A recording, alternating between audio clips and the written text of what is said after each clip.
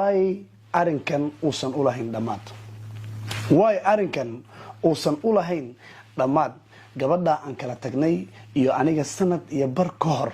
waliba si qurux badan inuu ku kala tagnay kaas waxa uu ahaa ninka social media ugu caansan dhanka Soomaalida CK oo ka cabanayay arinta social media isaga iyo xaaskiisa hore ay kala tageen haddaba intaan barnaamijkeena u guda galin waxaan naga codsanaynaa inaad channelka subscribe saartaan sababtoo waxaan ku soconaa wadada aan ku gaari lahayn 2,000 okay وما سنتهين أنت ورنا ولا جوكتي أنت عصبنا ونسود وينينا قعمة فرن وحنا جرجينا إن مقالك الله جريسان إسلام مركز ناصي شر جريسان ويلو البصوماليات إلهي هكبر يو إن وصلنا لش وحده قدرين جبر منال عمله وسيريس أنت منال يسيكي وحيكلت تجين هل صن يبركور لكن سيكي وحيكون قط أرنتن ودنا قبض oo habeen iyo maalin kama seexdo oo isaga lagu xumeeyaa 2 maalin kadib xawfal soo qaata musalsal wuxuu noqday kuwii turkiga camal oo endless ah oo dhamaad ba aan lahayn so sheekadan way ku leedahay in aan ka hadlo xilligan hadda la taagan yahay waayo dhamaad bay yeelan weysay sida darteed maalin walbo waji cusub qaab cusub yeelanaysa haddaba wallahi qof walbo adduunka wuxuu xaq u leeyahay inuu si farxad loo noolaado CK waa ka xumay waxa ku dhacay maadaama 2 sano ku dhawaad arinta manaali isaga social media ay haysato runtii taasina ay tahay arin wal iskuursada oo guurka ilaah ayaa baneeyay sidoo kalena waa la kala tagaa oo ilaah ayaa iyadana baneeyay oo wada kale oo lagu kala nafiso hase ahaatee arinta CK iyo manaal waxay noqotay arin aan dhamaad lahayn oo maalin walbo qayb nolol soo daayo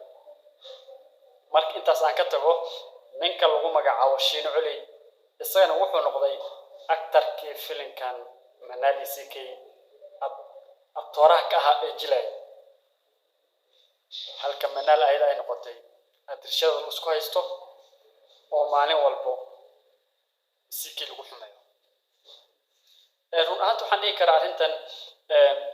maadaama CK uu yahay nin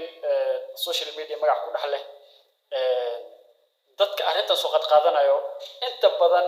waxay ka rabaan attention ama in ay social film walba waxa uu leeyahay qof dhibane ah CK isaga filimkan waa dhibane oo maalin walba isaga ayaa lagu hadal hayaa waxa loogu talagalay waa in social media magaciisa lagu joogo isagana lagu bahdilo mar walba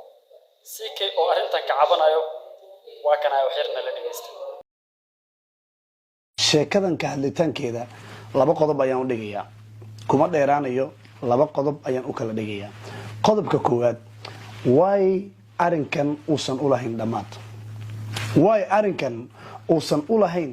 dhamaad gabadha aan kala tagnay iyo aniga sanad iyo bar ka hor waliba si qurux badan inuu ku kala tagnay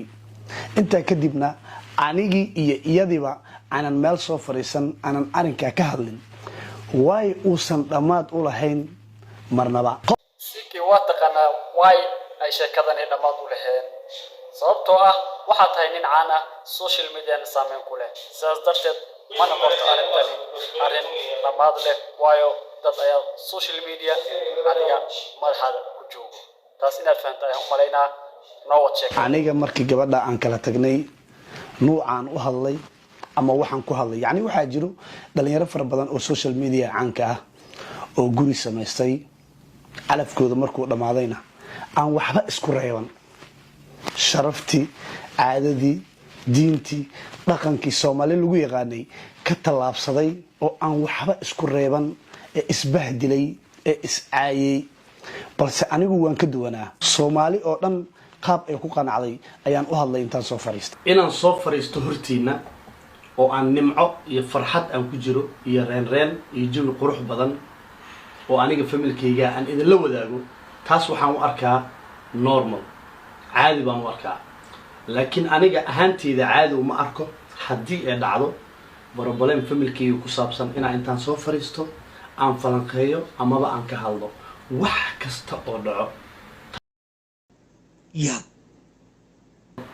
in ay xal tahay ama ay qurux badan tahay lama aha. so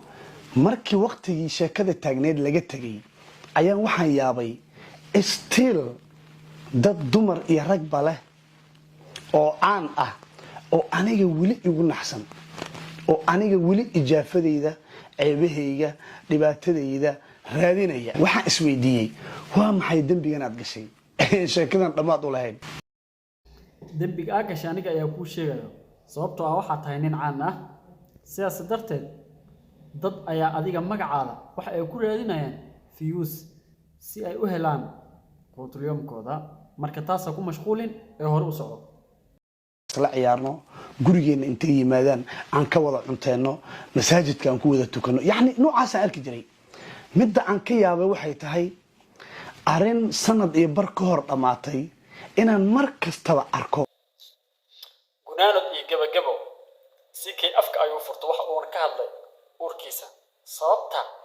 sheekadani oo ahayd hal sano iyo bar ka hore ilaa weli loo daba socdo laakiin anagana waxaan siinay jawaabta sababta loo daba socdo oo wax kale ma ahan cid aan caan ahayn cid haysanaysa ma laha hore waxaa loo dhahay hadalhayntu waa sharaf marka tahay qof horumaray sikay waxaan leeyahay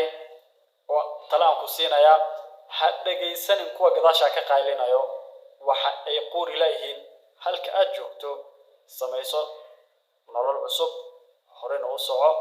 kuwa qaylinayo gadaashaa wax ma qaadayaan